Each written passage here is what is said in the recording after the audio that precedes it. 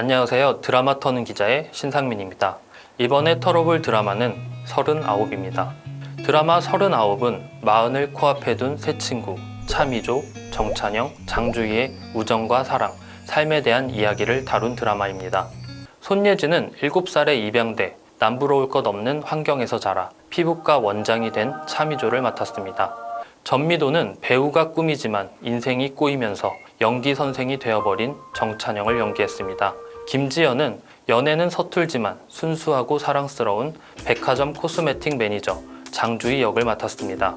손예진이 사랑의 불시착 이후 2년여 만에 복귀작이기도 했고 슬기로운 의사생활로 주목받았던 전미도의 차기작이라는 점에서 캐스팅 단계부터 기대를 모았던 작품입니다. 더구나 워맨스 열풍을 잇는 작품이라는 점도 시청자들의 기대를 높였습니다.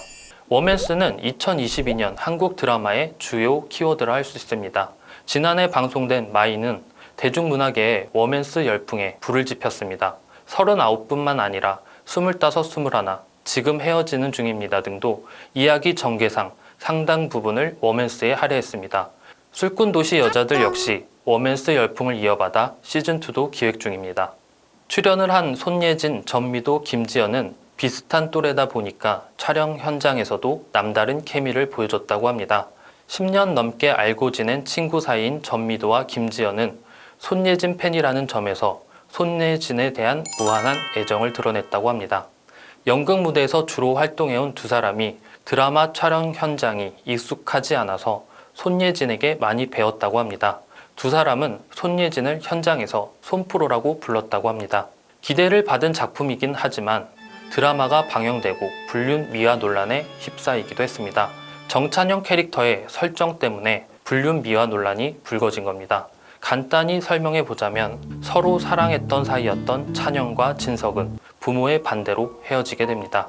그리고 유학을 간 진석은 그곳에서 자신의 아이를 임신했다는 여자와 결혼을 해서 한국으로 돌아옵니다.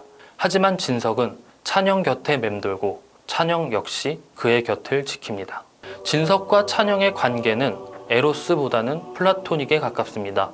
미조는 진석과의 관계를 찬영에게 불륜이라고 비난을 합니다. 하지만 찬영은 자신이 진석과 자지 않았다고 떳떳하다고 말합니다. 이러한 애매모호한 관계로 인해 불륜 미화라는 이야기가 나올 수밖에 없었습니다. 찬영을 연기한 전미도 역시 대본을 보고 불륜 미화에 대한 우려를 했다고 합니다. 하지만 시한부 선고를 받은 찬영이 제법 잘 살아온 삶이었다면 시청자들이 느꼈을 감동이 덜했을 것이라고 했습니다. 이를 위해 작가가 찬영의 삶을 흐트러뜨리게 만든 것 같다고 했습니다. 드라마 후반에 진석과 그의 아내 선주의 비밀이 공개되고 진석과 찬영의 과거 이야기가 하나씩 공개되면서 불륜 미화 논란은 수그러들었습니다.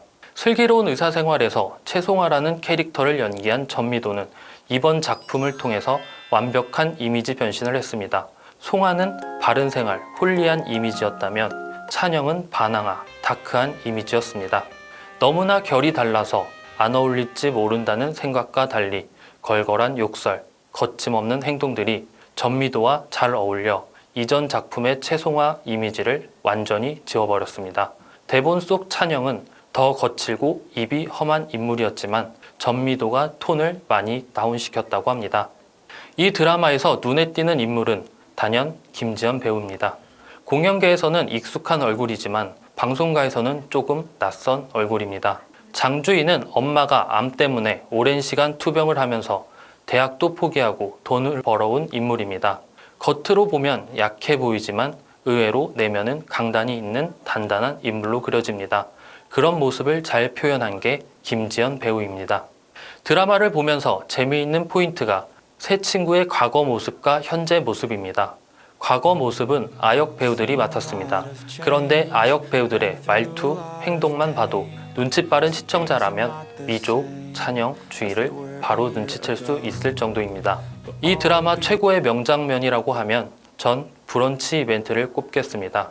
찬영은 주변을 정리하면서 미조에게 부고 리스트를 건넵니다. 찬영은 전화가 왔을 때 밥 한번 먹고 싶은 사람들이라고 말합니다.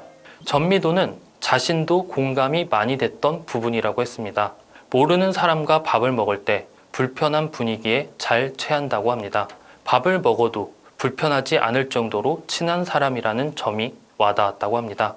미조는 부고 리스트의 사람들을 브런치 카페에 초대해 이벤트를 진행합니다. 찬영은 브런치 카페에서 만난 부고 리스트 속 사람들에게 남들보다 반 정도밖에 살지 못하고 가더라도 충분하다고 이야기합니다. 이런 찬영을 연기한 전미도는 드라마가 끝난 뒤 사람을 더 많이 만나고 다닌다고 합니다.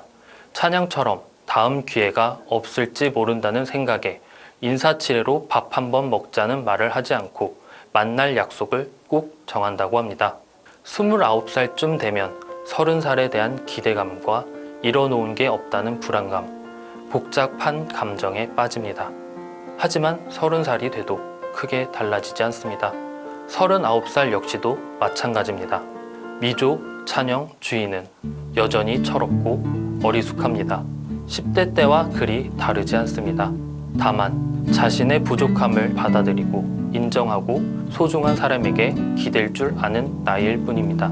드라마를 보면 친했던 친구, 잠시 잊고 지낸 지인들을 떠올리게 하는 그런 드라마입니다. 지금까지 드라마 터는 기자였습니다.